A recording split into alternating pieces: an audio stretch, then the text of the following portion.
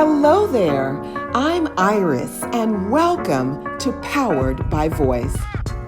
With over 12 years of work developing leaders and mentoring teen girls, I'm excited to extend my reach by helping you power your voice as a platform, not a performance, so that you are truly seen and heard.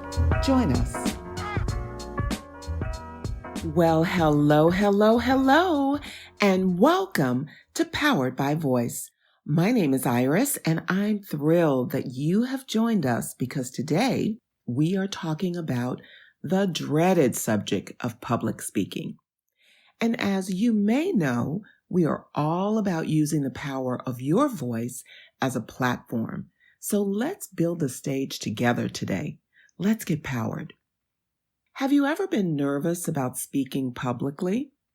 Whether asked to speak at a family function, conduct an oral report at school, or a presentation at work, you probably know the feeling of stage fright. And according to surveys, it's fairly common to be terrified of speaking. We're talking extreme fear. I was recently chatting with my sister and brother-in-law. His brother unfortunately passed away suddenly, and the family had just attended the funeral. Fortunately, I was able to view the service online due to the modern conveniences created by the pandemic, which we are all truly thankful for. I saw my sister and brother-in-law seated in front, and family members came to the podium to share their memories, but I didn't see him speak at the podium, so I thought perhaps I missed a portion of the program. When I was chatting with him on the phone that day, I asked him, and he was quick and emotional in his response. "Oh, no, not me. I don't do that. I'm terrified of speaking in public." Wow, I wasn't expecting that. He used the word terrified. I was completely surprised because he is one of the most genuine, personable people I know. Very warm in his presence, funny, witty, and a complete delight to talk to. So the imbalance of that juxtaposition was disorienting for me. What was I to make of it? Why is it so easy for fear to take hold of our natural abilities? Outside of a stage, my brother-in-law is a natural talker and very engaging in his interactions. But it's his perspective of an audience that shuts him down. Does this sound familiar to you? Here's a short story.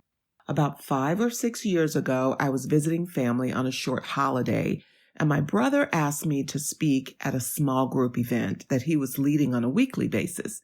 So this was an audience that was very familiar and comfortable for him. I just participated in one of Rick Warren's Purpose-Driven Life series, so he asked me to share some of the principles with his audience. I said, sure.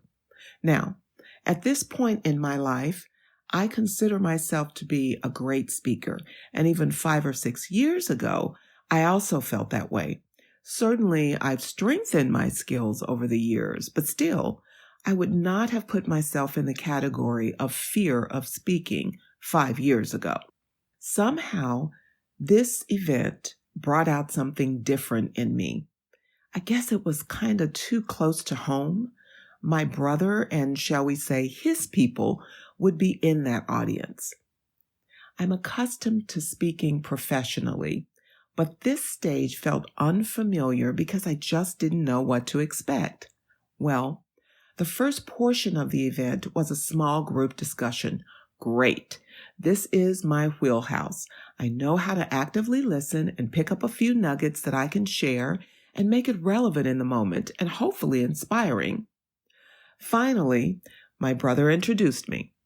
I went to the front of the room, looked at the faces staring back at me, and the room felt unfriendly. It went dark. My mouth went dry.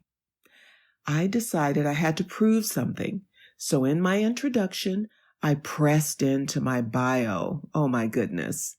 There I was saying, they need to know my title and what I have accomplished with the audiences I lead on a regular basis, honey child. Those were my thoughts. Isn't that interesting? I felt unsafe, and I decided that they were not for me. But I could have just as easily decided that I was for me.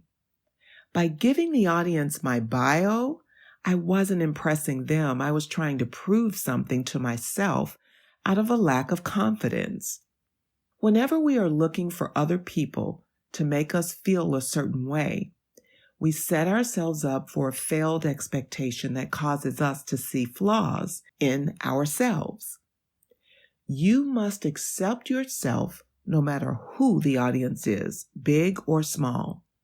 The stage gives you that chance to accept yourself and connect with others authentically.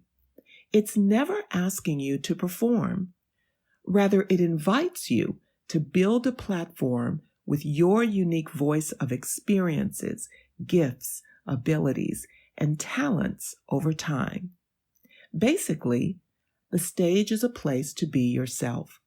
It's not calling you to be someone that you are not. It's not calling you even to be eloquent. Just do you, boo, as they say.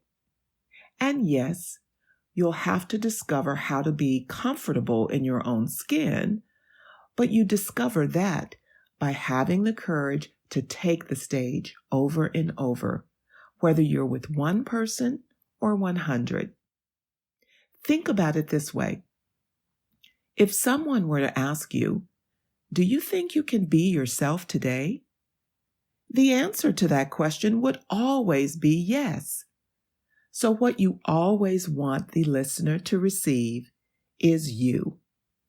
Tony Robbins put it this way: to communicate, we must realize that we are all different in the way we perceive the world and use this understanding as a guide to our communication with others.